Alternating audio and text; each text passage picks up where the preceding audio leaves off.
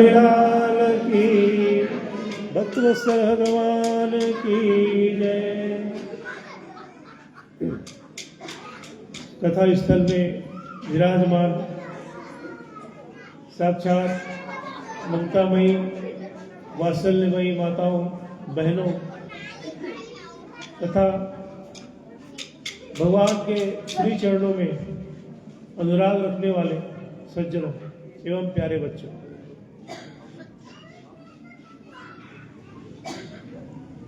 नवधा रामायण का आयोजन आप सबने सुंदर अपने गृहग्राम मऊ में समायोजित किया है और धन्यवाद के पात्र हैं कि आप सब 59वां वर्ष संभवतः यह आप जो समायोजन कर रहे हैं, क्योंकि कथा सागर और भाव सागर में डुबकी लगाना तो सहज है, लेकिन कथा सागर में मन को समायोजित करना ये बड़ा कठिन कार्य हो जाता है। जैसे हमारे यहाँ भी बगल में नदी है और मान लो किसी सज्जन को तैरना नहीं आता और कोई व्यक्ति उसको उठाकर नदी में फेंक दे तो सहज ही वो डूब जाएगा। बहुत सुंदर पंक्ति हमारे पूज्य काका जी कहते हैं, वहाँ 9 रस है रस एक यहाँ संतों की वाणी है पानी नहीं। यहाँ अनेक संत आते हैं, टीकाकार आते हैं, भगवताचार्य आते हैं, प्रवचन करता आते हैं, तो यहाँ संतों की वाणी है। और उस भाव सागर के रूपी पानी में डूबोगे ना तो वहाँ मृत्यु तय है। तो वहाँ डूबत जो मर जात वही, और यहाँ डूबत जो तर जात सही। तो डुबकी कहाँ लगाना चाहिए ये भी सोच विचार करना चाहिए कि डुबकी कहाँ लगाने से हमारा जीवन जो है धन्य हो, धन्यता को प्राप्त करेगा।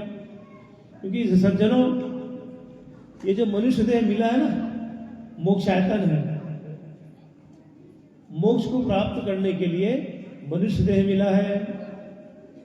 84 लाख योनियों में भटकने के पश्चात यह मनुष्य देह मिला है, और इस मनुष्य देह को पाने के पश्चात भी यदि आप ईश्वर की प्राप्ति न कर सके तो ये सबसे बड़ी हार होगी आपकी। क्योंकि पूरा गर्भ में आना ना पड़े, जीव मात्र के गर्भ में आना ना पड़े, ऐसा प्रयास करना चाहिए कि ईश्वर को हम प्राप्त कर सकें। और कैसे प्राप्त करना है? तो नवदा भक्ति चिंता चल रही है। प्रथम भक्ति क्या है? राम भगवान ने कहा है सबरी मैया को, प्रथम भगति संतन कर संगा, दूसर रति मम कथा प्रसंगा। देखिए, पहली भक्ति का कहा है? रामचरित मानस के आधार पर संतों का संग करना। उसी को भागवत में कह दिया है, श्रवणम कीर्तनम यस्य, श्रवण और कीर्तन, ये 2 भक्ति करिए, शेष भक्ति क्रमशः उसके पीछे पीछे चले आएगी। तो श्रवण भक्ति किसने किया सज्जनों? यहाँ माताओं की संख्या प्रबल है, अधिकता है, तो माताओं से पूछा जाए कि श्रवण भक्ति किसने किया? तो आप कथा सुनते हैं भागवत में, परीक्षित महाराज जी ने श्रवण भक्ति की कथा सुनी है ना। जैसे श्रीमद् भागवत के आयोजन हम यहाँ कई बार तो हमारे चाचा जी आए हुए हैं भाटापारा वाले, तो परीक्षित जी को श्राप था कि 7वें दिन तक्षक के डसने से मृत्यु हो जाएगी। तो एक बात मैं बताना चाहूंगा कि वो जो 2 बैठते हैं पति पत्नी, वही बस परीक्षित नहीं रहते हैं, हम आप सब परीक्षित ही हैं सज्जन। परीक्षित कैसे? 7 दिन हम सबके पास है, 8वां दिन किसी के पास और नहीं है एक्स्ट्रा, होता है क्या? 7 ही दिन सबके पास है, 8वां दिन किसी के पास नहीं होता। तो उस दृष्टिकोण से, आध्यात्मिक दृष्टिकोण से अब सब हम सब क्या हैं? परीक्षित ही हैं। और काल रूपी तक्षक जो है पैर को जकड़ा हुआ है, जब जन्म होती है ना तो मृत्यु भी उसी दिन तय हो जाती है कि फला व्यक्ति जन्म लिया है तो इसकी मृत्यु कब निश्चित है। और गीता में कहा गया है, भगवान की वाणी है, अवश्य में भोक्तव्यम कृतम कर्म शुभाशुभम।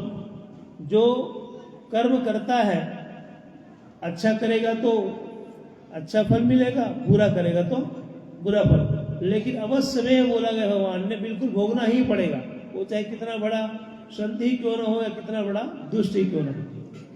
अगर उसने अपने कर्म में कहा अच्छा कर्म किया है तो अच्छे फल मिलेगा, और बुरा कर्म है तो बुरा फल भोगना तो पड़ेगा, और इसी जीवन में भोगना पड़ेगा।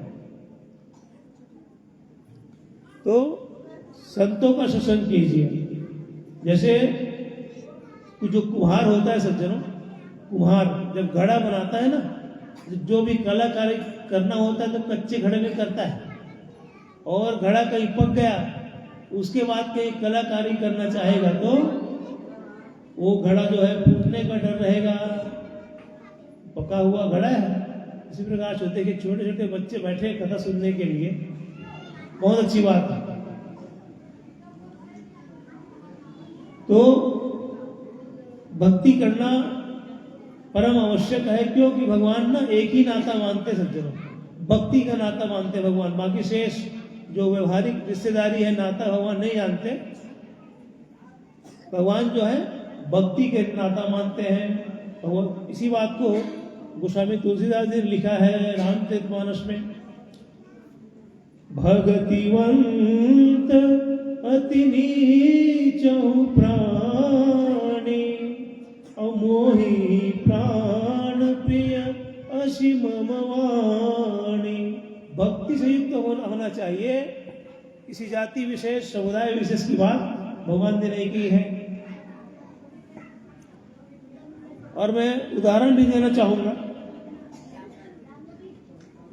माता सबरी, सबरी माता के पास क्या था, उनकी दिनचर्या क्या, सबरी माता की रास्ते में नित्य फूल बिछाया करती थी कि मेरे राम आएंगे, मेरे राम आएंगे। और रोज बेर का फल तोड़ती थी, कौन सा बेर जो है मीठा है तो कौन सा कड़वा है, तो मीठे फल को चुन चुन कर रखी थी कि मेरे राम जब आएंगे ना तो उनको मैं खिलाऊंगी। और राम आए लक्ष्मण भैया के साथ, तो सबरी मैया ने भाव भक्ति से युक्त सुंदर अपने जूठन बेर को खिलाए भगवान राम को। राम भगवान ने उससे सुंदर पाया भी। तो माता का सम्मान किसको मिला, सबरी मैया को। और पिता का सम्मान, पिता का सम्मान मिला जटायु जी को। जो जटायु जी हैं उनका अंतिम संस्कार भगवान राम ने अपने हाथों से किया। जटायु जी ने देह कैसे त्यागा था, सीता माता की रक्षा करते हुए रावण के द्वारा मारे गया था जटायु। तो पिता का संस्कार, अंतिम संस्कार जो पुत्र करता है वो भगवान राम ने दिया था। और मित्र किसे बनाया, केवट निषाद राज को गले से लगा मित्र बनाया। वानर हनुमान जी को पुत्र के पुत्रवत स्नेह दिया। तो जब भगवान ने भेद नहीं किया सज्जनों, तो हम और आप कौन होते हैं भेद करने वाले। हाँ, क्रिया में भेद करना पड़ता है।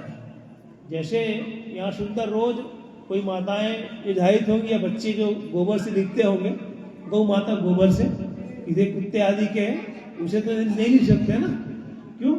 लेकिन हाँ, जीव सब में है, परमात्मा का वास जीव मात्र में, लेकिन क्रिया में भेद करना पड़ता है। तो भाव ऐसा है, मेरे कहने का तात्पर्य कि प्रत्येक जीव मात्र में परमात्मा का वास है, लेकिन क्रिया में भेद करना पड़ता है। कण कण में ईश्वर व्याप्त है। हाँ, बस वो दिव्य दृष्टि चाहिए, सूरदास की आंधरी आंखें चाहिए तो भगवान को देखने के लिए, प्रहलाद जैसी भक्ति चाहिए उस खंभे से निकलने के लिए। प्रहलाद कथा सब जानते ही हैं, बचपन का संस्कार था। और उनके पिता बड़े ही दुष्ट थे, हिरण्यकश्यपु। तो बहुत प्रताड़ित किया, नारायण नाम लिया नहीं छोड़ा प्रहलाद ने। तो एक दिन बहुत आवेश में आकर हिरण्यकश्यप ने कहा, ये बता रहे प्रहलाद, बेटा तू हमारे चंदन के वंश में तो बबूल का वृक्ष कहाँ गया रे? हमारा सुंदर दैत्य कुल का नाम है। प्रहलाद ने हंसते हुए कहा, पिताजी कौन चंदन है और कौन बबूल है तो वक्त ही बताएगा।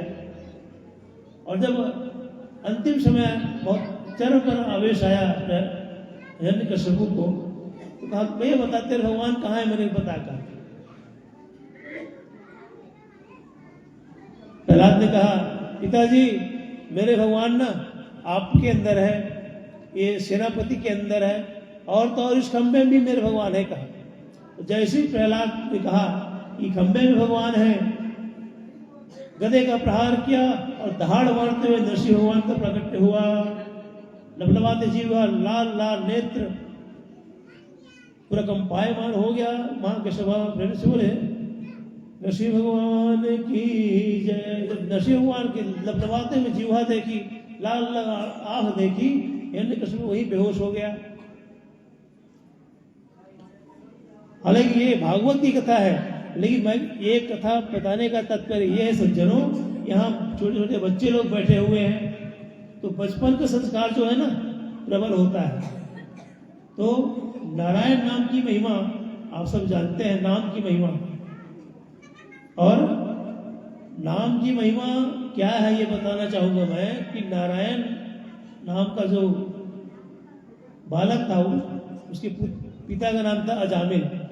अजामिल पाख्यान आप सुनते हैं भागवत में। अजामिल जीवन पर्यंत पाप ही किया था, पुण्य बिल्कुल नहीं कमाया था, लेकिन अंत समय में नारायण नाम को पुकार लिया। हालांकि भगवान नारायण को नहीं, अपने पुत्र को पुकारा था। तो आजकल नाम रखने की भी परंपरा चली है। जैसे नामकरण संस्कार होता है सज्जनों, तो आप सब पंडित जी के पास जाते हैं, महाराज ये फलाना दिन के जन्म मेगा लड़का का नाम रखना रही से। तो पहले क्या होता था, पहले जमाने में शुरू में भगवान का नाम रख देते थे, जैसे राम अवतार, रामचरण, राम कुमार, तो इसी बहाने राम का उच्चारण हो जाए। सावित्री, सीता, उर्मिला, दुर्गा, जानकी, कल्याणी, ये तो इससे क्या होता था, माताओं का नाम मातृ शक्ति की देवियों पर और पुरुषों का नाम देवताओं पर। तो हमारे स्मरण आ गया, हमारे परदादा ब्रह्मलीन श्री बबुआ प्रसाद जी मिश्र जीरिया वाले, वो हम सब भाई का नाम ना राम पर से ही रखे थे। अपने नाती पोतों का, उनमें से एक मैं हूं। सबसे बड़े भैया का नाम रखे थे राम विशाल, उसके बाद रखे राम गोपाल, फिर रामचरण, फिर राम सखा। गुरुदेव नाम बदल दिया, रामराज अलग विषय है, फिर राम प्रताप और राम नारायण। मैं कहने का तात्पर्य सज्जनों, मैं कोई बखान नहीं कर रहा हूं अपने परिवार का, मैं बताना ये चाह रहा हूं कि भगवान का नाम रखने से अगर भूल से भी अंत समय में राम का नाम उच्चारण हो गया तो आपको मुक्ति सुलभ है। जैसे लोग काशीवास करते हैं, काशीवास में करने का क्या विधान है, क्यों करते हैं काशीवास?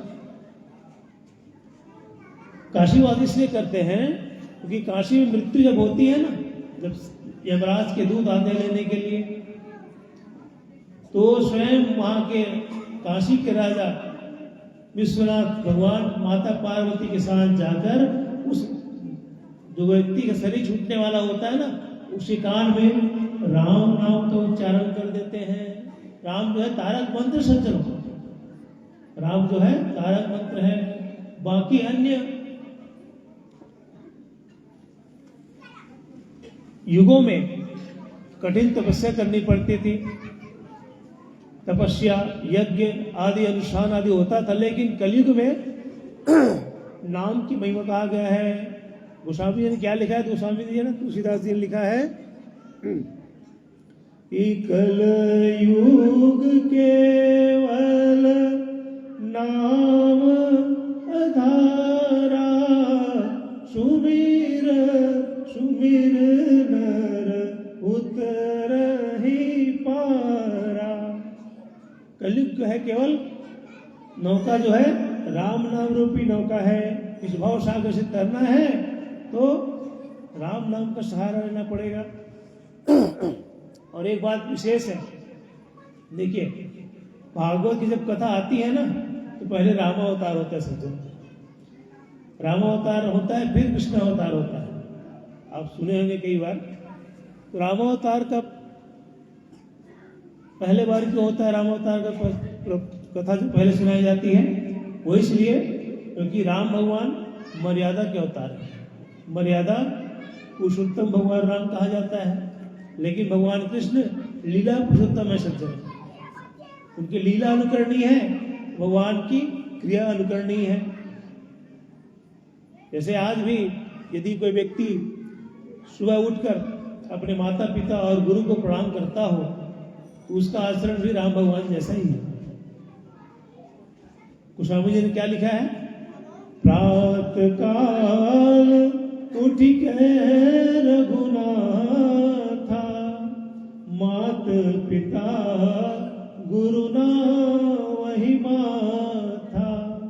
आज भी किसी पुत्र का ये लक्षण है तो वो भी पूजनीय होगा हमारे लिए,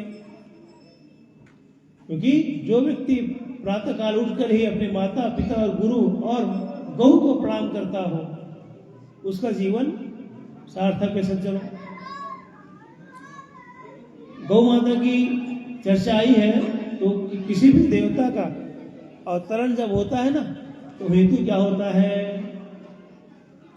विप्रधेनु सुरसंत हित लिंग मनुज अवतार, यही है ना। विप्र धेनु सुर और सत, मनुज बोला गया है। ये जो मनुष्य देह है, मनुष्य देह के रूप में आए थे भगवान, लेकिन भगवान राम का कर्म ऐसा था उसको आज भी हम भगवान के रूप में पूजते हैं सज्जनों।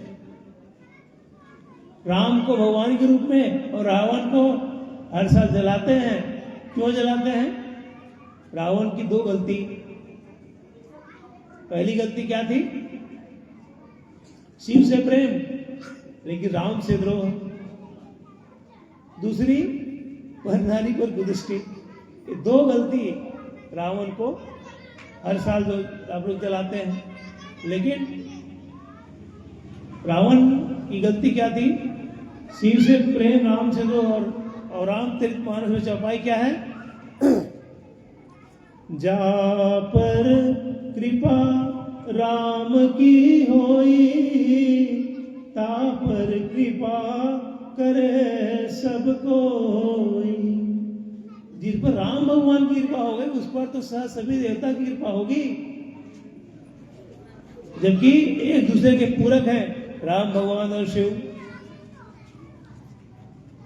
जब रामेश्वरम की स्थापना हो रही थी ना, लिंग स्थापित कर विधिवत पूजा, बहुत सुंदर पंक्ति गोस्वामी ने लिखी है कि लिंग थापि कर विधिवत पूजा, और शिव समान मोहि प्रिय न दूजा।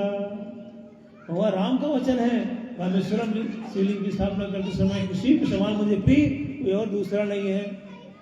और जब नामकरण की बारी आई, भगवान ने कहा रामस्य ईश्वर रामेश्वर, राम का जो ईश्वर है वो रामेश्वर है। तुरंत शिव जी प्रकट हो गए शिवलिंग से, नहीं प्रभु आप विपरीत उल्टा बोल रहे हैं। शिवस्य ईश्वर रामेश्वर, शिव का जो ईश्वर है वो रामेश्वर है। तो अब किसे ईश्वर मानोगे आप? राम भगवान कह रहे हैं कि शिव जी ईश्वर हैं और शिव जी कह रहे हैं कि राम भगवान मेरे ईश्वर है। तो पूरक भाव है, पूज्य पूजक भाव है। हरि और हर में कोई भेद नहीं है सज्जनों। और एक बात मैं बताना चाहूंगा, मर्यादा जो शब्द है ना और धर्म शब्द, धर्म शब्द है आप माताओं के सामने जुड़ा है। धर्म पत्नी, धर्मपति होता है क्या? कि धर्म पुत्र होता है। धर्म पत्नी होता है, और धर्म पत्नी का मतलब यह है कि पत्नी वो है जो अपने पति को धर्म के मार्ग में प्रेरित करें। ये नहीं पत्नी कहीं धर्म से अलग हो गई तो पति को कौन संभालेगा। इसलिए माताओं का अधिकार अधिक है,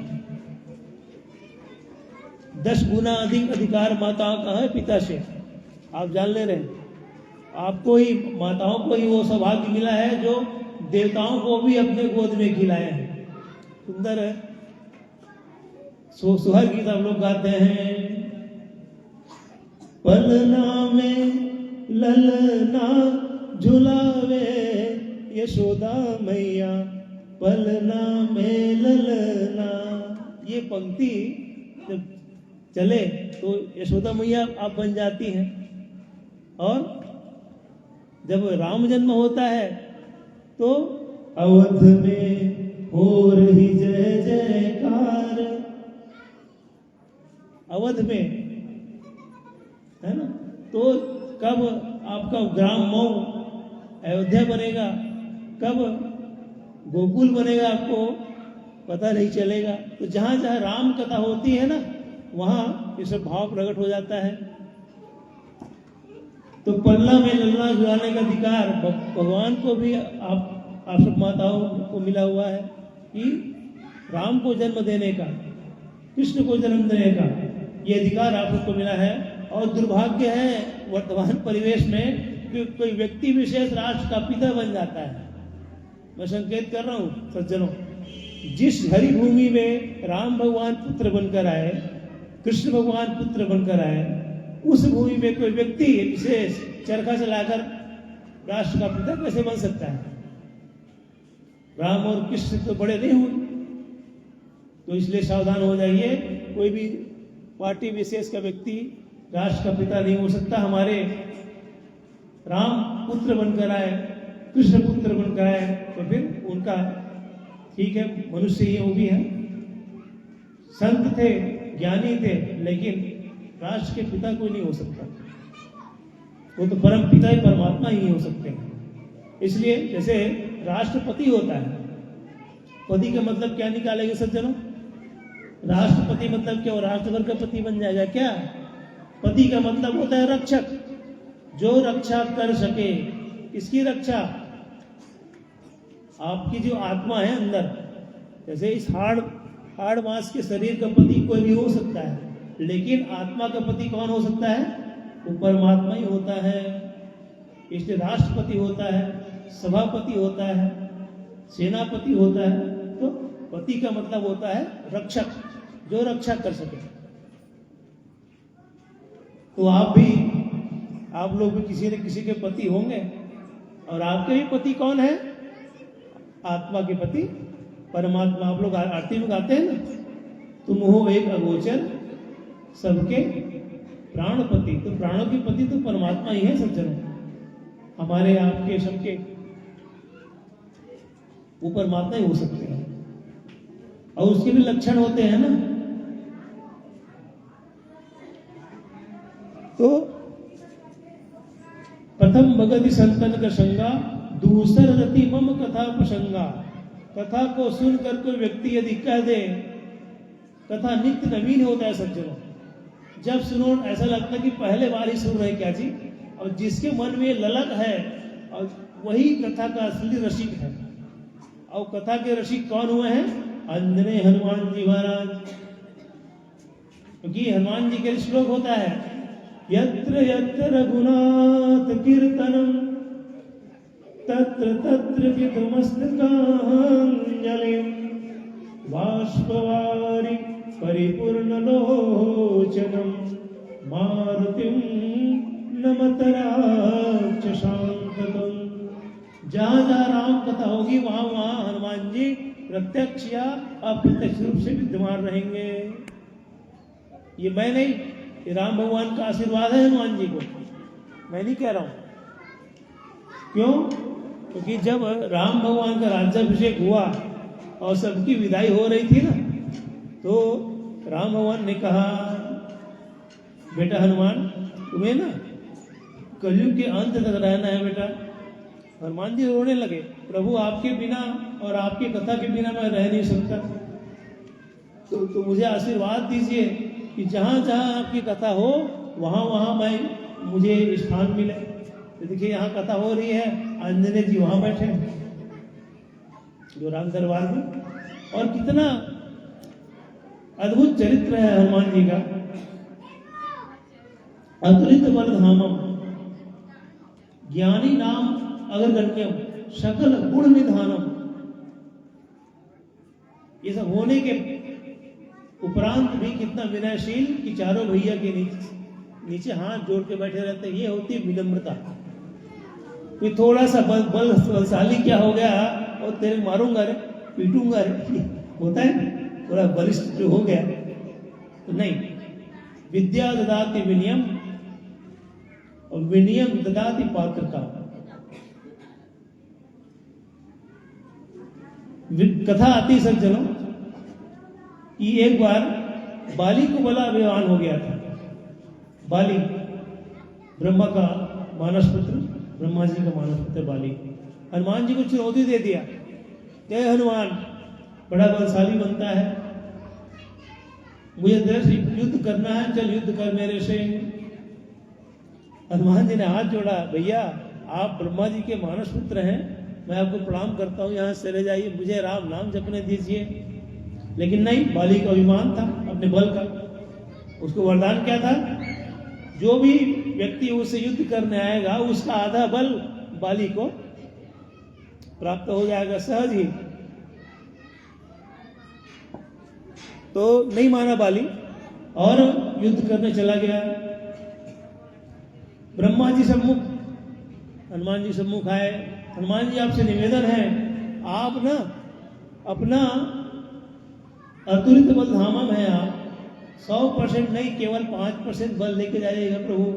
ब्रह्मा जी ने हनुमान जी से प्रार्थना किया, कितना 5%। अब जब युद्ध करने पहुंचे बाली से तो 5 का आधा 2.5, यही हुआ ना, 5 का आधा 2.5% बल बाली के अंदर प्रवेश हो गया हनुमान जी का। और जैसे ही 2.5% बल बाली के शरीर में प्रवेश किया, उसका पूरा नस जो है फटने लगी, रक्त की धारा बहने लगी, मस्तक फटने लगा, पूरा शरीर फट गया उसका। अब तब मृत्यु होने वाला था।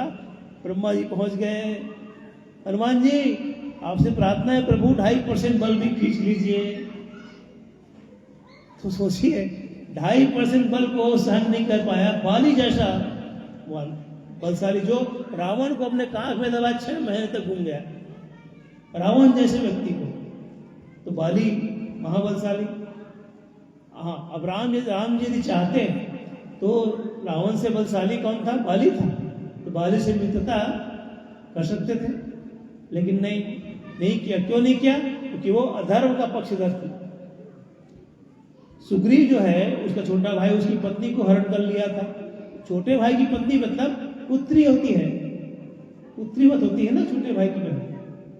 छोटे भाई की पत्नी है, पुत्री है, उसका वो बलात् हरण कर लिया था, इसलिए पाप कर्म किया था, इसलिए उसका अंत हुआ। और रामचरित मानस जो आप श्रवण कर रहे हैं सज्जनों, इसमें ना हर बात जो है अनुकरणीय है। कैसे, माँ कैसी हो, कौशल्या जैसी, पिता कैसा हो, दशरथ जैसा, पुत्र कैसा हो, राम जैसा, भाई कैसा हो, भरत और लक्ष्मण जैसा, सेवक कैसा हो, हनुमान जैसा, यहां तक शत्रु कैसा हो तो रावण जैसा। रावण भी कम नहीं था। देखिए, एक प्रश्न पूछ रहा हूं आप लोगों से, विद्वान और विद्यावान बड़ा कौन है सज्जनों? एक है विद्वान और एक है विद्यावान। बड़ा कौन हुआ? विद्यावान जो है बड़ा होता है। विद्वान तो रावण भी था, विद्वान होने से काम नहीं चलेगा सज्जनों, है ना। विद्यावान से हनुमान चालीसा आप गाते हैं, क्या गाते हैं? विद्यावान गुणियति चातुर राम काज ब्रह्मांड में गिनती होती है हनुमान जी की। हनुमान जी कौन है? साक्षात रुद्र अवतार शिव जी ही हनुमान बनकर आए थे त्रेता युग में। और वही हनुमान जी द्वापर में क्या बन के आए थे? वंशी बन के आए थे। भागवत में कथा आती है, वंशस्तु साक्षात रुद्र, वंशी ही साक्षात शिव बनकर आए सज्जनों। क्यों शिव बनकर आए थे? भगवान ने कहा, नारायण जी ने, देखो हनुमान जी, त्रेता युग में आपने हमारी खूब सेवा की है हनुमान बनकर, अब बारी हमारी है, तो आप बंसी बन जाइए, मैं आपकी सेवा करूंगा। तो जैसे बंसी को कोई बांसुरी वादक अपने होठ में हथरों में रखता है ना, तो आसन देता है, आसन में बिठाता है, और जब ऐसे उंगली फेरता है तो चरण चापन करता है, पैर दबाता है। साक्षात वंशी ही शिव थे द्वापर में। और शिव की विशेषता क्या थी बंसी की? एक बार क्या हुआ, कथा आती सज्जनों, वो जो गोपियां जो ना, वो बांसुरी को अपनी सौतन कहती थी। क्यों कहती थी? ये कन्हैया जब जब बांसुरी बजाता है सबको भूल जाता है, और हम तो अपना काम भी भूल जाते हैं। कोई निकलेगी दूध बेचने के लिए, और क्या कहती है? कृष्ण ले लो, कृष्ण ले लो, कान्हा ले लो। वो बांसुरी की धुन ऐसी मधुर बजती थी कि उनको होश नहीं रहता था। तो एक दिन क्या किए गोपियों लोग ना, बांसुरी को चुरा लिए और तोड़ने का प्रयास किए। तो वो कहावत क्या थी, क्या बन गई? न रहे बांस न बजे बांसुरी। जब बांसुरी नहीं रहेगा तो कन्हैया बजाएगा किसको कहे? तो गोपियों ने बांसुरी को चुरा लिया और तोड़ने का प्रयास किया, लेकिन तोड़ने से पहले राधा ने कहा, क्योंकि राधा रानी कोई जो सामान्य गोपिका नहीं थी, साक्षात लक्ष्मी की स्वरूप थी। और राधा रानी के बाएं भाग से ही लक्ष्मी का प्रकट हुआ था, और इस भाग से राधा रानी दाहिने भाग से। तो राधा रानी कहा कि सुनो गोपियों, तुम बांसुरी को तोड़ने जा रहे हो ना, पहले पूछ लो उसमें गुण क्या है, ऐसा क्या कारण है कि हमारे कन्हैया उसको हमेशा अपने पास रखते हैं, पहले कुछ सीख लो, उसको अपना गुरु बना लो। कहा तो बांसुरी की विशेषता क्या है? किसी प्रकार की कोई गांठ नहीं रहती उसमें। रहती है क्या? गांठ नहीं रहती बांसुरी में, यहां से वहां खुला रहता है। और जब जितना फूको, जब फूकोगे तभी बोलता है। हम लोग क्या करते हैं? बिना बुलाए ही बोलते हैं, लेकिन बांसुरी क्या, जब बुलाते थे तभी बोलता। भगवान उस पर श्वास फूकते थे ना, तभी वो बजता था।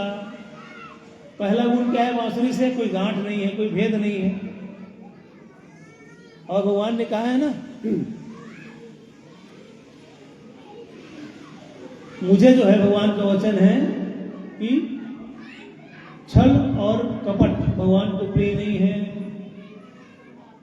जो छलिया होता है, अभिमानी होता है, वो भगवान को प्रिय नहीं है सज्जनों। जिसका भी अभिमान हुआ है भगवान ने दूर कराया है हनुमान जी माध्यम से। जैसे गरुड़ जी को अभिमान हो गया था अपने गति का, मैं बहुत तेज उड़ता हूं, तब भगवान ने कहा हनुमान जी और गरुड़ जी को एक साथ भेजा, जाओ आप लोग जगन्नाथ जी का दर्शन करके आओ। गरुड़ अपना पंख फड़फड़ाया, उड़ चला उड़ने के लिए, और जगन्नाथ मंदिर पहुंच गया। हनुमान जी वही बैठे हैं। भगवान ने कहा क्यों हनुमान जी, आप नहीं जाएंगे क्या? हनुमान जी ने सुंदर वचन कहा, प्रभु मैं तो दर्शन करके आ गया जगन्नाथ जी का। वो बगल में बैठी थी कौन? रुक्मणी मैया। रुक्मणी मैया ने कहा लाला तू तो यहाँ उठा ही नहीं है रे, और तू बोलता है दर्शन करके आ गया। तो देखिए हनुमान जी की गति क्या है? मनोजवम मारुततुल्य वेगम, मन की गति है हनुमान जी की। जैसे हमारे भैया बैठे हैं, कोट वाले भैया, एक परिचय हुआ था डॉक्टर साहब, नेत्र बंद करिए जरा, नेत्र बंद करिए। आप नेत्र बंद किए हैं, जगन्नाथ जी बड़े समुद्र का झरना आवाज सुनाई दे रहा है। मध्य में सुभद्रा जी हैं, उसके बगल में बलराम जी हैं, उसके बगल में बलभद्र जी हैं, और आंख खोलिए तो दर्शन होकर हो जाता है। तो मन की गति क्यों हनुमान जी की नहीं, हम सब की मन की गति बड़ी तेज है। सबसे गति किसकी है? मन की। अभी आप लोग कथा स्थल में बैठे हैं, अब माताओं लोग का ध्यान होगा चलो घर जाके खाना भी बनाना है, तो यहाँ की माताओं की बात नहीं कर रहा हूँ, एक आध क्यों में हो सकता है, लेकिन नहीं, बड़े ही शांति पूर्वक आप सब कथा सुन रही है। धन्यवाद के पात्र हैं आप सब, क्योंकि यहाँ मातृशक्ति साथ हमारी प्यारी बहनें भी बैठी हैं। और एक बात मैं कहना चाहूँ सज्जनों कि आजकल मैं देखने में आता है प्रायः कि घर में एक पुत्र होना चाहिए, बेटा होना चाहिए। बेटे का जो पलड़ा है लोग भारी कर दिए हैं, बेटा जरूर होना चाहिए, बेटा नहीं है किसका। मैं उनसे कहना चाहूँगा सज्जनों, बेटा तो केवल एक कुल को तारता है ना, लेकिन जो बेटियां होती हैं वो दोनों कुल को तारने वाले, जिनको दुहिता कहती हैं, उनको दुहिता मायके पक्ष को भी तारती हैं और ससुराल पक्ष को भी तारती हैं। तो माताओं का भार ज्यादा है, पता नहीं किसने कह दिया कि लड़कों का भार ज्यादा है। हाँ, लेकिन एक बात और है, पुम नाम का नरक होता है, उससे पुत्र ही तार सकता है, इसलिए पुत्र की कामना सभी करते हैं। लेकिन मेरा व्यक्तिगत राय है, हो सकता है मैं गलत हूँ, किसी के यहाँ पुत्र हो ना हो, लेकिन एक कन्या जरूर होनी चाहिए सज्जनों। क्यों मालूम? इसे 2 बच्चे हैं, एक लड़का एक लड़की, उदाहरण दे रहा हूँ, लौकिक उदाहरण है। स्कूल गए थे दोनों भाई बहन, लड़का आया, जूता चप्पल बस्ता फेंका और निकल गया खेलने। वही जब बेटी आती है, बेटी क्या बोलती है? माँ खाना बनाने समय रहता है, माँ कुछ हाथ बटा दो, सब्जी काट दो या भोजन बना दो। ये बेटियों का स्वभाव रहता है। तो हर बेटी और हर पिता और हर माँ, और कितना बड़ा हृदय रहता होगा उस माता पिता का। 9 माँ गर्भ में रखती है माताएं, 24-25 वर्ष तक पालन पोषण करती है अपने प्राण के समान, और सहज ही भाव से एक अनजाने व्यक्ति को, हालांकि पता करते हैं कि व्यवहार कैसा है, खान पान है सही नहीं, अनजाने व्यक्ति को सहसा अपनी कन्या को दे देते हैं। कन्यादान, उससे बड़ा दान इस पृथ्वी लोक पे नहीं सकते। कन्यादान, कन्या का दान करना, अपनी कन्या को भी दान कर दे, ऐसे मातृशक्ति और पितृशक्ति को प्रणाम है मेरा। मेरी भी एक कन्या है, उसको कैसे उसको स्थिति है भगवान जाने क्या हो उससे। तो हर माँ और पिता का एक सपना होता है मन में, एक सुंदर गीत मैं कहीं सुना था, एक ही वो भाव ऐसा है कि निकल जाता है बरबस। महलों का राजा मिला, दुलारी बेटी राज करेगी, खुशी खुशी कर दो विदा कि रानी बेटी राज करेगी। जिस घर जा दे स्वर्ग बना दे, दोनों कुलों की लाज बचा दे। ये बाबुल जी देंगे दुआ कि रानी बेटी राज करे। वो बेटी राज करे या ना करे, लेकिन पिता का भाव यही रहता है विदाई के समय कि कैसा। और दामाद जो होता है मालूम है क्या है? एक बार कहना चाहूंगा, थोड़ा विनोद कर दूँ, हंसा दूँ जरा, कभी गंभीर बैठी माता है थोड़ा हंस भी लें। जो दामाद होता है ना, उसको 10वां ग्रह बोला जाता है, आप तो समझ लीजिए। मैं भी किसी का दामाद हूँ, आप लोग भी किसी का दामाद होंगे, लेकिन नाराज नहीं होना कि महाराज जी 10वां ग्रह बोल रहे हैं। 10वां ग्रह इसलिए कि जब उस कन्या की विदाई होती है तो पूरा गांव, माता पिता, परिवार, आसपास सब लोग, सहेलियां लोग रोते रहती हैं। एक दामाद जो है नहीं रोता है, जल्दी चलो विदाई देरी हो रहा है। तो एक श्लोक बन गया है, सदा वक्र वक्र मतलब टेढ़ी नजर वाला। अगर कोई दामाद अपने ससुराल में गया तो उसका शान पूछो मत, उसके सेवा में जरा भी कमी हुई ना, श्लोक बन गया है, सदा वक्र सदा क्रूर सदा अभिमान कांक्षिण कन्या राशि स्थिते नित्यम धामाता दशमा ग्रह। बाकी जो ग्रह है ना अपना स्थान बदलते रहते सज्जनों, लेकिन जो दामाद रूपी ग्रह है वो कन्या रूपी राशि में सदा विद्यमान रहता है, कन्या राशि में ही विद्यमान रहता है। इसलिए अपने दामाद को पसंद करके रखो भाई, क्योंकि जिस घर, मैं हालांकि विरोध में कह रहा हूं, लेकिन ये विषय गंभीर विषय है। जिस घर का, जिस परिवार का दामाद दुष्ट होता है ना, वहाँ उस घर में क्लेश कलह होता है, शांति नहीं रहती है। इसलिए सावधान होकर, दामाद कोई सामान्य व्यक्ति नहीं है। और जिस व्यक्ति को आप अपनी जिगर के टुकड़े को दे दिए हो, उसका सम्मान तो होना ही चाहिए, जीवन पर्यंत होना चाहिए, समझ से मैं कहना चाहूंगा। इसलिए दामाद सदा पूजनीय है, चरण धोकर ही चरण पखार की बेटी देते हैं ना। इसलिए चलिए आइए, बच्चे लोग हल्ला कर रहे हैं इधर उधर, 2 मिनट के लिए भगवान नाम संकीर्तन करें, फिर कथा आगे बढ़ेगी। राधे राधे राधे बोलो जय श्री राधे, राधे राधे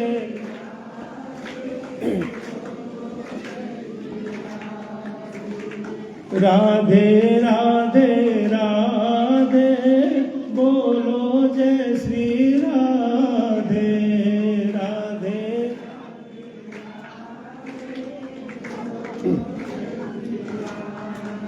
बरसाने वाली राधे, सरसाने वाली राधे,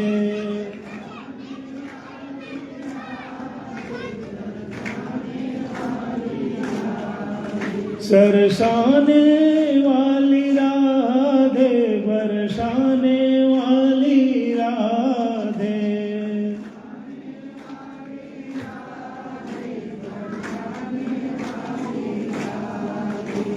राधे राधे राधे बोलो जय श्री राधे,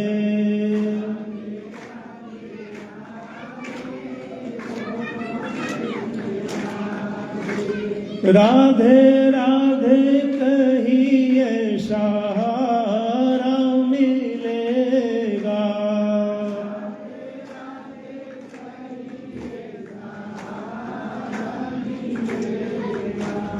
कृष्ण कृष्ण कहिए किनारा मिलेगा,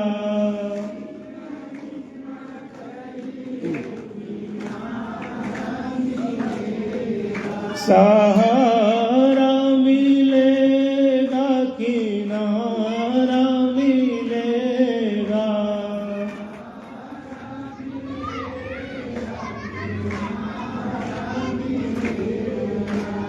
मानुष तन न दोबारा मिलेगा,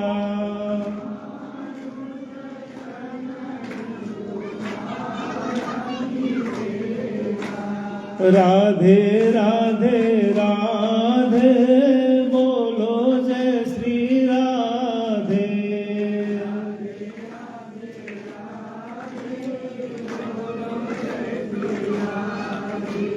बोलो जय श्री राधे, भजो जय श्री राधे,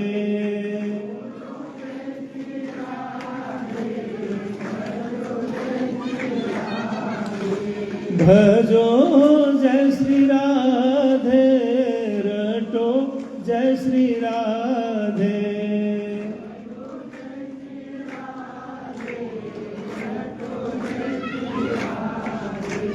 राधे राधे राधे श्याम से मिला दे,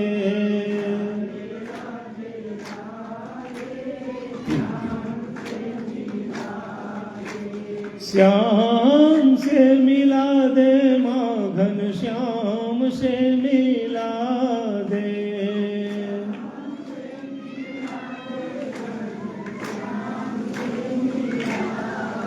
घनश्याम से मिला दे, माँ मनमोहन से मिला दे।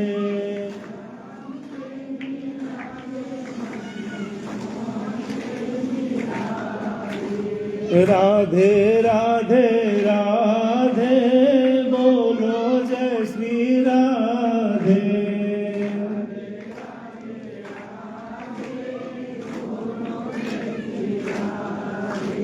राधे राधे राधे बोलो जय श्री राधे।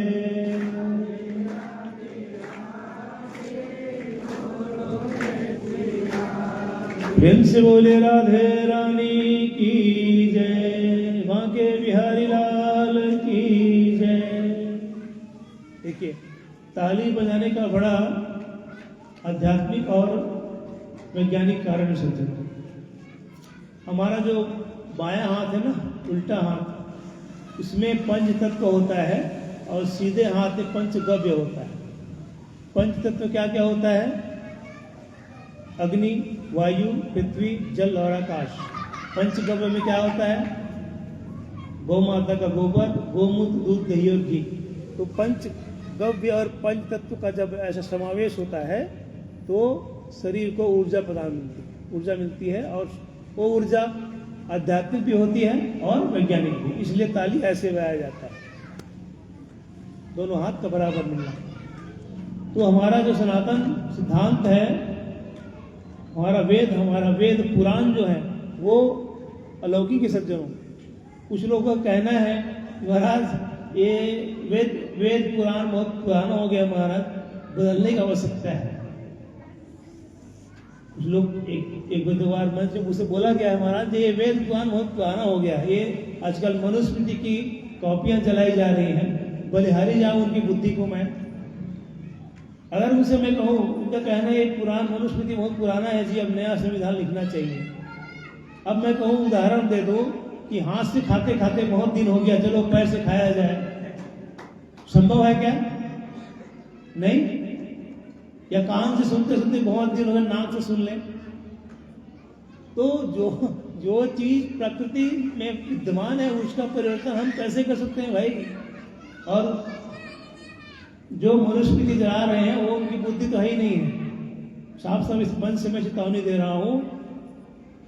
और जहां तक मेरे मोबाइल के माध्यम से लाइव पहुंच रहा है, सावधान हो जाए, मनुस्मृति कोई सामान्य ग्रंथ नहीं है। अब उसमें लोग बोलते हैं, एक तुलसीदास जी की पंक्ति को ले लिए, ढोल गंवार शूद्र पसुनारी सकल ताड़ना के अधिकारी। इसका तात्पर्य समझिए, ताड़ना का मतलब क्या समझे? ताड़ना का मतलब मारना पीटना नहीं होता है। जैसे तबलची वाले भैया होंगे, उसकी तबला को बिल्कुल ढक के रखते होंगे ताकि नमी ना हो जाए, ये होता है ताड़ना, संभाल के रखना। हमारी माताएं हैं, उनको संभाल के रखना। ताड़ना मतलब मारना पीटना नहीं होता है। तो पहले अर्थ का सही व्याख्या कर लें, जान लें, तब आक्षेप करें, और नहीं तो अपना मुंह बंद रखें। पूरी जानकारी नहीं है और अधजल गगरी है ना, वही छलकता है, इसलिए सावधान रहें। जो रामायण हनुमान जी के साक्षी हैं, हनुमान जी साक्षात शिव जी ने जिस ग्रंथ में सत्यम शिवम और सुंदरम लिखा हो, उस ग्रंथ को जुटाने वाला इस ब्रह्मांड में कोई नहीं हो सकता, चाहे वो कोई भी हो। थोड़ा कठोर वचन बोल रहा हूं, लेकिन बिल्कुल सत्य बोल रहा हूं। अब इसमें जो लिखा है, ढोल गंवार शूद्र पसुनारी सकल ताड़ना के अधिकारी, मतलब उनको ये 5 लोगों को संभाल के रखने का है मेरे भाई, मारना पीटना नहीं है इसका अर्थ। इसलिए अर्थ को जाने बिना व्याख्या नहीं करना चाहिए, सावधान रहें। इसी प्रकार किसी ने कह दिया, हनुमान चालीसा में जो लिखा है शंकर सुवन केसरी नंदन, वो नहीं, गलत है, शंकर स्वयं केसरी नंदन है। ये भी किसी ने कहा था, नाम नहीं लूंगा, आप समझदार हैं। यदि शंकर स्वयं होते ना मेरे भाई, तो हनुमान जी को, भगवान राम को वनवासी नहीं होता, वो तो प्रलय कर देते। शंकर सुवन थे तो इतना खतरनाक थे हनुमान जी, और स्वयं होते तो तांडव हो जाता है। तो सावधान रहे। तुलसीदास जी ने जो रामायण लिखी है या हनुमान चालीसा लिखी है, हनुमान जी के उपस्थिति में लिखी है, उनके अनुसार लिखी है, उनके मार्गदर्शन में लिखी है, इसलिए सावधान रहे, अंदरगढ़ प्रलाप ना करें। तो रामचरितमानस में जो पात्र हैं, बड़भागी अगर किसी को कहा गया है ना, तो हनुमान जी को कहा गया है कि हनुमान सम नहीं बड़भागी और नहीं गौराम चरण अनुरागी। तो मैं ये कह रहा था कि जो व्यक्ति यह कहे कि कथा सुनते सुनते मैं अघा गया जी, और कितना सुनूंगा, तो उसने कथा का रस विशेष को जाना नहीं सज्जनों। कथा सुनते सुनते अगर कोई कहते कि मैं पूर्ण हो गया महाराज, बस अब नहीं सुन सकता, इतना सुना हूं कथा, इतना सुना हूं कि मत पूछो, तो कथा का रस उसने जाना नहीं। कथा का रसिक कैसा होना चाहिए? तो हनुमान जैसा, हनुमान जी जैसा होना चाहिए।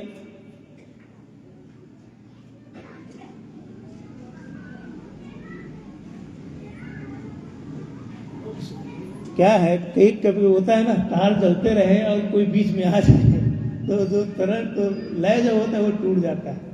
हमारे गुरुदेव बोलते हैं, शंकराचार्य जी, हमारे पूरी के शंकराचार्य जी, जैसे एक कथावाचक और एक डॉक्टर, स्थिति बिल्कुल लगभग बराबर रहती है। कथावाचक जब कथा कहता रहे और डॉक्टर जब ऑपरेशन करता रहे, उस समय कोई टोक दे, या तो कैंची को पेट में भूलेगा, डॉक्टर साहब बैठे हैं, या तो कुछ उल्टा उल्टा होगा। तो इसलिए लय जो जमे रहता है ना, तो सबकी भावना रहती है प्रणाम करने की, अच्छी बात है। प्रेम से वृंदावन बिहारी लाल की। तो रामचरितमानस में हनुमान जी को बड़भागी कहा गया है, और भरत का चरित्र इतना सुंदर था। एक पंक्ति में कह दूं भरत चरित्र, समय तो अभाव है, भरत चरित्र में तो 9 दिवस पर्यंत कथा हो सकती है।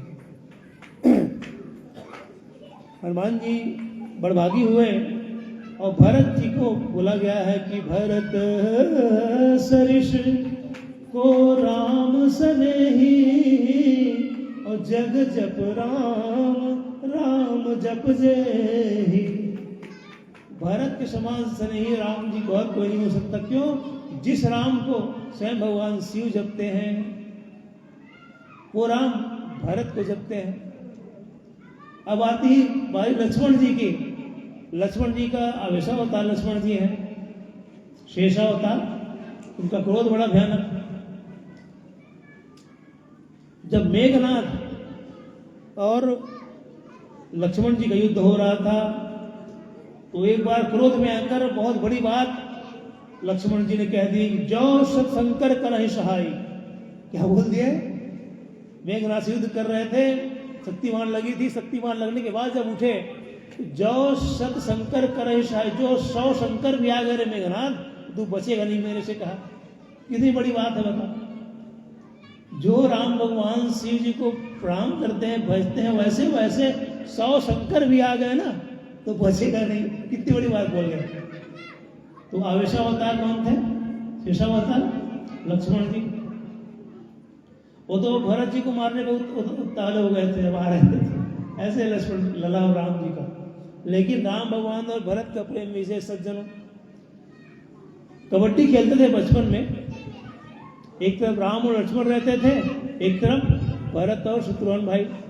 तो राम भगवान का विशेष प्रेम था भरत अपने छोटे भाइयों के प्रति, और होता भी, होना भी चाहिए। तो बड़ा होने के साथ साथ बड़ा दायित्व भी आता है सज्जनों। बड़ा भाई का होना तो बड़ा दायित्व भी होता है।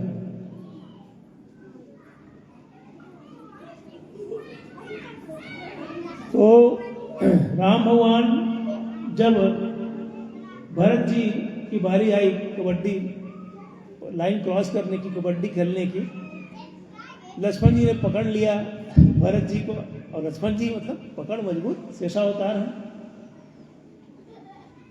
राम पे को बोले, भैया आप भी पकड़िए भरत को। अब राम भगवान क्या करें, भरत तो प्रेमी है, पकड़ने गए और कैसे पकड़े, जैसे स्पर्श करते हैं। स्पर्श करने से क्या हुआ, भरत जी को बल मिला और लक्ष्मण जी को घसीटते अपने पास ले गए। लक्ष्मण जी नाराज हो गए, भैया आप जो जानबूझ के हारे हैं। तो भगवान का भरत बोल पड़े, हारा ही खेल जितावा ही मोही।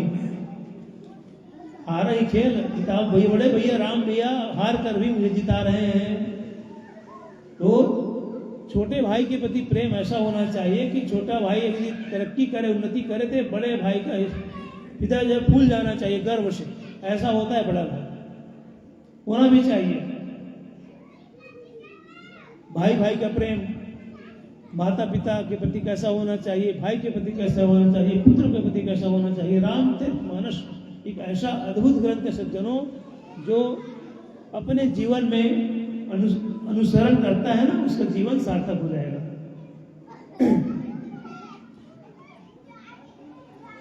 तो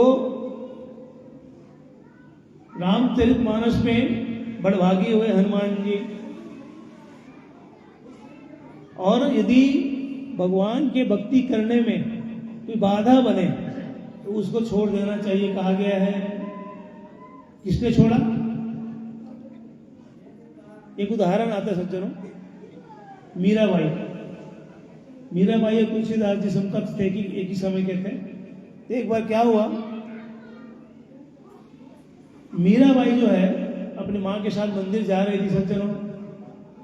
मंदिर जा रही थी, वहां से बारात गुजरी। तो मीराबाई ने पूछा कि माँ से, माँ ये बाजा बजाते हुए कहाँ जा रहे इन लोग। उसकी माँ ने कहा, बेटी ये लोग बाराती हैं, दुल्हन को लेने जा रहे हैं। तो मीराबाई छोटी तो थी, बचपन में पूछ दी, माँ मेरी भी शादी होगी क्या। अब माँ क्या कहे, बोली हाँ बेटी तुम्हारी भी शादी होगी। तो पूछ बैठी हो मेरा दूल्हा कौन होगा। अब किसको बताए, सामने मंदिर था माँ के प्यारे जी का, और बोल दिए वो जो मंदिर में अंदर खड़े ना मोर मुकुटधारी, वही तुम्हारे पति होंगे। अब बस बचपन का संस्कार है सज्जनों। वो बावरी हो गई और गाने लगी। वो पंक्ति आज भी सुनने को मिलती है कि मेरो तो हो गिरधर गोपाल दूसरो न कोई, और जाके सिर मोर मुकुट मेरो पति सोई। मन में ये घर कर गया संस्कार, उसकी छोटी सी मूर्ति ले ली और नाचते गाजते भजन कीर्तन करते रहती। उम्र के साथ प्रस्ताव आने लगे, बढ़ने के साथ साथ विवाह आदि का। तो अपनी माँ से कहे, माँ मेरी तो शादी हो गई है ना, ये माँ की बिहारी से, अभी कौन आता है मुझे देखने के लिए बार बार। फिर भी शादी हुई और दुर्भाग्यवश उनके पति भी नहीं रहे। तो लोग उसको लहाना देने लगे, देखो देखो अभी शादी हुआ, अपने पति को भी खा गई। तो तुलसीदास जी को उन्होंने पत्र लिखा कि तुलसीदास जी मुझे भक्ति करने से रोका जा रहा है, मैं क्या करूं। भगवान की भक्ति ने उससे मेरे घर वाले शत्रु बन रहे हैं। तुलसीदास जी ने पत्र लिखा। आज भी वो तुलसीदास जी की अनुपम कृति में गिनी जाती है। जाके प्रिय राम वैदेही तजिए ताहि कोटि बैरीश, यद्यपि परम स्नेही जाके प्रिय राम वैदेही। उदाहरण, मीराबाई ने कहा तुलसीदास जी बोल तो बहुत बड़ी बात रहे हो, आप पूरा परिवार को छोड़ने बोल रहे हैं, आप किसी ने छोड़ा भी है, उदाहरण दीजिए।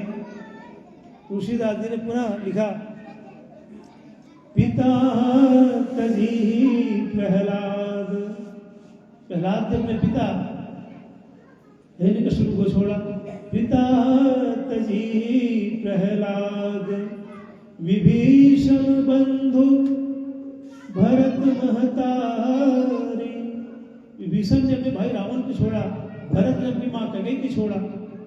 बलि गुरु तजो कंत सी बन तही, मुद भय मंगलकारी, जाके प्रिय न राम वैदेही।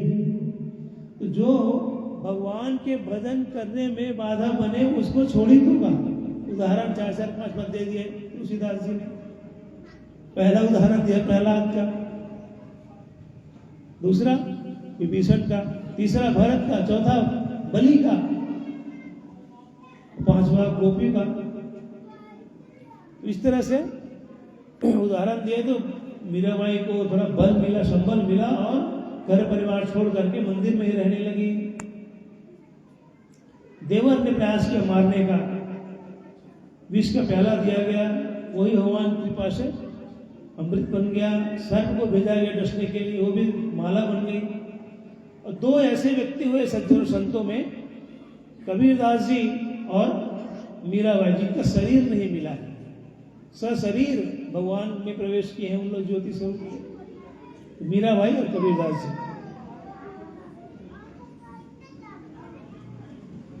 हाँ, सारा हो रहा है क्योंकि टोली वाले भैया लोग भी आए हुए हैं, तो हम तो घर के बाला ही करीब भी आ जाएंगे। हमारा क्या है, झीरिया हमारा गांव है, रहते बेमेतरा में जरूर है, हमारी कुल देवी झीरिया में। चलिए भजन कीर्तन करते हैं, फिर अपनी वाणी को विराम देते हैं। फिर सोले वहां के बिहारी लाल की जय। चलिए हाथ जोड़ लीजिए, बड़े भाव से श्रद्धांजलि अर्पित कीजिए। भजन भी लंबा हो जाएगा, कीर्तन ही कर देते हैं 4 लाइन का। हे बांके बिहारी गिरधारी, ओ ध्यान तुम्हारे चरणों में, माधव मधुसूदन बनवारी, ओ ध्यान तुम्हारे चरणों में। मेरे जीवन के तुम जीवन हो, हे नाथ तुम्ही मेरे धन हो, सुख शांति पूर्ण मम जीवन हो, सुख शांति पूर्ण यह जीवन हो, ध्यान तुम्हारे चरणों में। हे बांके बिहारी गिरधारी, ओ ध्यान तुम्हारे चरणों में, ओ ध्यान तुम्हारे चरणों में। कृष्णाय वासुदेवाय देवकी नंदनाय च नंद गोप कुमाराय गोविंदाय नमो नमः। श्री बाल मुकुंदाभ्यो नमो नमः। श्री परमात्मने नमो नमः। मंत्र पुष्पांजलिं समर्पयामि। वृंदावन बिहारी लाल की जय। उमापति महादेव की, पवन सुत हनुमान की, महामाया भगवती की, समस्त ग्राम देवताओं की, बटुक भैरव भगवान की, सत्य सनातन धर्म की अधर्म का प्राणियों में विश्व का, गौ माता की गौ हत्या, भारत हिंदू प्रचंड हो, हिंदू। हर हर महादेव। नमः पार्वती पतये। हर हर महादेव। जय जय श्री राधे, जय जय श्री राधे।